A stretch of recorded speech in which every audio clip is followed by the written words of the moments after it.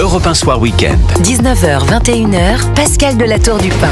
Bonsoir Franck Alizio. Bonsoir. Merci d'être avec nous dans ce studio, député RN des Bouches-du-Rhône. On voulait vous entendre évidemment sur beaucoup de sujets. J'en ai listé quelques-uns avant la pause. D'abord peut-être sur la candidature de Bruno Retailleau à la tête des LR. Tout ça va se discuter à partir de demain. Laurent Wauquiez s'est exprimé ce soir également. Il a rappelé que les Français, petite pique à Bruno Retailleau, avaient besoin d'un ministre de l'Intérieur à 100%. Voilà, ça c'est la première chose qu'il a dit. Mais juste une question peut-être sur le profil de Bruno Retailleau. Est-ce que ce Vendéen qui veut faire des LR un parti populaire, patriote, est-ce que ça vous inquiète au Rassemblement national ?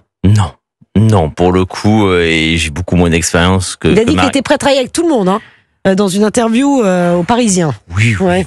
Travailler avec tout le monde. Pour l'instant, il n'a pas prouvé. Je vous rappelle qu'il y a quelques semaines, nous avions eu ce qu'on appelle une niche parlementaire, c'est-à-dire le Rassemblement national pendant une journée à l'Assemblée pouvait faire voter des propositions de loi en les présentant, en les défendant, et au final, les députés les votaient ou non. On a eu deux propositions de loi, l'une sur l'expulsion immédiate des délinquants et des criminels étrangers, la deuxième sur le retour des peines planchées. Dans les deux cas, à un moment donné, c'était en décembre. Dans les deux cas, dans la procédure législative, à un moment donné, on demande l'avis du ministre de l'Intérieur, puisque ça touchait leur domaine, et il a appelé à voter non. Voilà, c'est clair, c'est net et c'est précis. Donc non, ça nous inquiète pas du tout. Marine Le Pen a l'expérience des vieilles troupes. Je pense que les effets machin bidule, on lui fait depuis une vingtaine d'années. Ça ne marche pas, ça n'a marché qu'une seule fois, et les Français sont vaccinés. Ça s'est appelé Nicolas Sarkozy. J'ai voté pour lui en 2007. J'ai été pourquoi pas Bruno Retailleau, il pourrait avoir un parcours similaire aussi. Non, il pourrait avoir un parcours similaire à celui de Nicolas Sarkozy. Non, la présidence des LR, ministre de l'Intérieur, présidence des LR, et puis l'Élysée. Il brigue, mais déjà on est vacciné, on n'est pas obligé. Enfin, l'histoire cocu mécontent, c'est pas ma devise, et c'est pas la devise des Français. Mais Bruno Retailleau, c'est pas Nicolas Sarkozy. Mais oui, justement, enfin, c'est Nicolas Sarkozy en moins bien, puisque la première fois ça n'a pas marché. Qu'est-ce qu'il fait depuis qu'il est ministre ? Il parle, il est en campagne. Là au moins il est définitivement en campagne, puisqu'il est en campagne pour être président de DLR, j'allais dire l'UMP. Et qu'est-ce qu'il fait ? Qu'est-ce qui s'est passé ?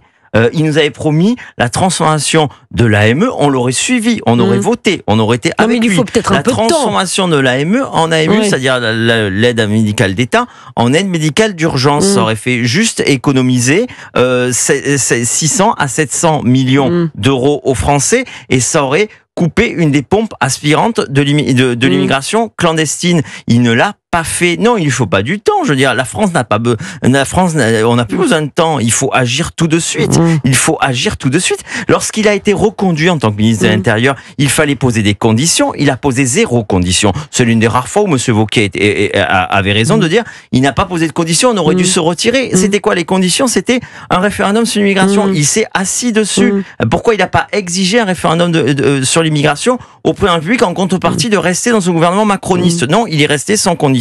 Donc, il sera comme les autres, malheureusement, mais il sera comme les autres. Alors, vous êtes un ancien UMP, c'est pour ça que vous avez bugué. Puis les Républicains, vous connaissez le parti, vous avez été conseiller sous Nicolas Sarkozy, conseiller ministère, avant de rejoindre le RN en 2015. Donc, vous connaissez très bien la composante de cette droite, on va dire, traditionnelle. Est-ce que vous pensez vraiment que Bruno Retailleau peut réussir son pari ? Ça va être jusqu'au 17. Entre Laurent Wauquiez et lui, vous dites quoi ? Ça va être un remake de Copé-Fillon, que j'ai bien connu pour le coup en 2012. Dieu sait que ça a été violent. Ça va être un remake de Copé-Fillon où donc Fillon c'est Retailleau bien évidemment. Et donc il y a Wauquiez qui aimerait rééditer l'exploit de Copé, c'est-à-dire être parti de loin derrière Fillon et au final avoir gagné. Et il y en a un qui veut pas être Fillon, c'est Bruno Retailleau, qui va tout faire pour essayer de ne pas être Fillon. D'où les sorties là très à droite, parce qu'il essaie de doubler par sa droite Laurent Wauquiez pour pas être dans une élection interne. Faut jamais être le tiède, faut jamais être le mou. Donc il va surjouer le dur. Et puis après il y a une réalité, c'est est-ce qu'il va avoir le temps de faire campagne dans les fédérations, sur le terrain, auprès des militants. C'est là aussi que ça se joue. Parce que Laurent Wauquiez a de l'avance. Et oui, il a de l'avance, il a du temps. Il a de l'avance et il a du temps. Il n'est pas ministre, donc ce serait choquant pour tous les Français que le ministre de l'Intérieur devienne un ministre à mi-temps pour être un candidat le reste du temps. Donc c'est toutes ces difficultés qui vont se trouver face à Bruno Retailleau, en rappelant quand même une donnée qui change beaucoup de choses par rapport à 2012 et à avant. Il prendra la tête d'un parti qui aujourd'hui pèse 8%. Oui. Voilà, et qui n'a pas vocation à peser plus, à pas récupérer un petit peu des électeurs macronistes qui seraient partis chez Macron. C'est quand même pas grand-chose. Ouais, c'est pas grand-chose. Je voudrais qu'on écoute les mots de Bruno Retailleau, qui était l'invité du grand rendez-vous européen CNews et Les Échos aujourd'hui. Écoutez ce qu'il disait de Marine Le Pen. Vous prenez le cas, par exemple, du Rassemblement national. Sans doute que sur des questions d'autorité, de fermeté, les choses peuvent se croiser. Et ce que je disais, par exemple, en 1997, c'est ce que je dis maintenant. Monsieur Bardella avait 2 ans en 97. Madame Le Pen n'était pas encore entrée en politique. Donc ce ne sont pas eux qui m'inspirent. Ce sont mes convictions. Je ne dis pas qu'ils vous inspirent. Au niveau économique, je suis désolé, il y a une convergence. Au niveau économique, Marine Le Pen, pour moi, c'est du socialisme. Marine Le Pen, c'est du socialisme. Non, mais au niveau économique, je veux dire, Franck Alizio, député RN des Bouches-du-Rhône. Comment on est assez vieux pour avoir connu les programmes, économiques de la droite, notamment de Chirac en 95, de Chirac en 2002. En réalité, la ligne économique de Marine Le Pen est une ligne économique assez classiquement gaulliste, c'est-à-dire qui fait la part des choses entre un État stratège, un État colbertiste, un État qui doit être présent dans l'économie, et également une économie libre, une économie où on ne surtaxe pas, où on ne fait pas des records de taxes, où on fait des économies sur le train de l'État. C'est ce qu'elle défend depuis des mois et des années. D'ailleurs, notre contre-projet sur le budget, c'était 0 impôt en plus, hormis sur vraiment les surprofits, c'est des toutes petites niches, et surtout de véritables économies sur le train de vie de l'État. Donc, eh bien, écoutez, moi qui suis personnellement plutôt de droite, mais cette tendance gaulliste, bonapartiste, mais, Franck Alizio, je m'y sens très bien. Vous n'avez pas peur que Bruno Retailleau aille siphonner, parce que vous parliez des macronistes déçus, mais il peut très bien les siphonner aussi dans vos rangs, non ? Non, honnêtement, je veux dire, il n'apporte rien à la. C'est pas votre premier opposant ? Non, pas du tout, mais pas du tout. Il n'apporte rien, il ne fait rien, il ne se passe rien. Je vous rappelle le vote en 2022, mais ce qui est important, c'est sa justification. Le vote en 2022 au second tour des élections présidentielles de Monsieur Retailleau, c'est un vote blanc. Bon, jusque là, allez. Mais comment il le justifie ? Il le justifie par une formule, c'est pas une voix à Marine Le Pen, pas de négociation et d'accord avec Emmanuel Macron. Pas une voix à Marine Le Pen. Ça veut bien dire qu'il penchait déjà vers Emmanuel Macron. Il a fini ministre d'Emmanuel Macron et de François Bayrou, qui sont tous les deux des macronistes par définition. Donc il y a comment dire, il y a rien. Où est le courage ? Je veux dire, en 2022, au second tour, 0 voix pour Marine Le Pen. S'il partageait un tant soit peu nos idées, il aurait voté au second tour entre Monsieur Macron et Marine Le Pen. Il aurait choisi Marine Le Pen, ou en tout cas, il aurait fait un véritable nini. C'est-à-dire, pas une voix pour Monsieur Macron, pas une voix pour Madame Le Pen. Tout ça, c'est malheureusement la tartufferie de cette droite qui ne s'assume plus, qui est tiède, qui est hypocrite. Et la France ne peut pas se permettre d'avoir à nouveau des tièdes et des hypocrites au pouvoir. C'est pour ça qu'il faut une alternance franche. Et c'est pour ça qu'aujourd'hui, cette alternance est incarnée par Marine Le Pen et le Rassemblement national et ses alliés. Parce que Monsieur Retailleau, il aurait pu faire comme Monsieur Ciotti. Il ne l'a pas fait. Ça commence à faire beaucoup. Ouais, bon. Franck Alizio, je voudrais qu'on parle un peu d'actualité, si vous le permettez, à 20h21 sur Europe 1, notamment ce qui s'est passé à Grenoble cette semaine. Hallucinant. Une grenade donc qui est jetée dans un bar de quartier. Bruno Retailleau d'ailleurs s'est rendu sur place. Mais que se passe-t-il ? Alors vous êtes dans les Bouches-du-Rhône. Mais que se passe-t-il exactement ? Pas très loin, ce que j'allais dire. Mais que se passe-t-il ? Que se passe-t-il à Grenoble et ailleurs ? Ce narcotrafic qui explose en France. Non, mais on en est quand même à jeter des grenades dans des bars. On n'avait jamais vu ça. Franck Alizio, que se passe-t-il ? Il se passe ce qu'il se passe à Marseille, c'est-à-dire que ces communes ont à leur tête des socialistes, des hommes de gauche, des majorités. Monsieur Piolle. J'ai envie de vous dire, c'est pire. Des hommes, ça n'engage que vous. Et des femmes de gauche et d'extrême gauche qui, au lieu de prendre ce problème à bras-le-corps, le nient. Quelques heures avant.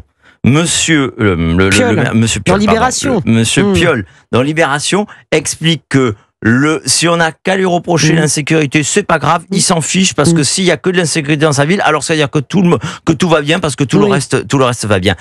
Pour moi, ça s'appelle nier le réel. Regardez, à Marseille, parce que Marseille et Grenoble ont les mêmes problèmes, en l'occurrence chez moi à Marseille, pendant 5 ans, la priorité du maire de Marseille, dans la capitale du narcotrafic, malheureusement, sa priorité, c'était ouvrir une salle de shoot. Voilà, il a essayé d'ouvrir une salle de shoot un petit peu de partout. Il y a même eu la rumeur qu'il voulait l'ouvrir au pied de la Bonne Mère. Oui. Bon, ouvrir une salle de shoot, alors que notre proposition, on avait fait en plus un vrai plan Marseille en ordre, avec le Rassemblement national, avec 25 propositions. La première d'entre elles, c'était un état d'urgence. Décréter un état d'urgence dans tous les quartiers qui sont submergés par le narcotrafic, qui sont d'ailleurs souvent également submergés par l'insécurité, submergés par l'immigration.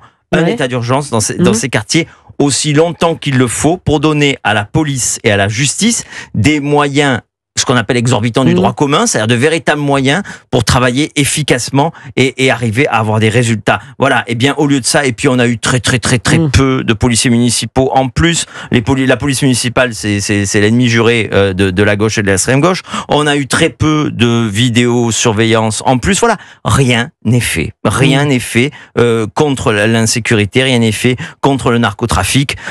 Cette gauche est une calamité. C'est pour ça qu'il faut évidemment la remplacer en 2026. Ils ont été élus, ces gens-là. Ils ont été élus. Monsieur Piolle, ça fait 14 ans qu'il est à Grenoble. Oui. Ils ont été élus, donc... les Grenoblois, j'espère, s'en mordent les doigts. Après tout, on a les dirigeants qu'on mérite, je sais, mais en l'occurrence, il y a eu les circonstances du Covid, vous vous rappelez, une participation très faible. Donc...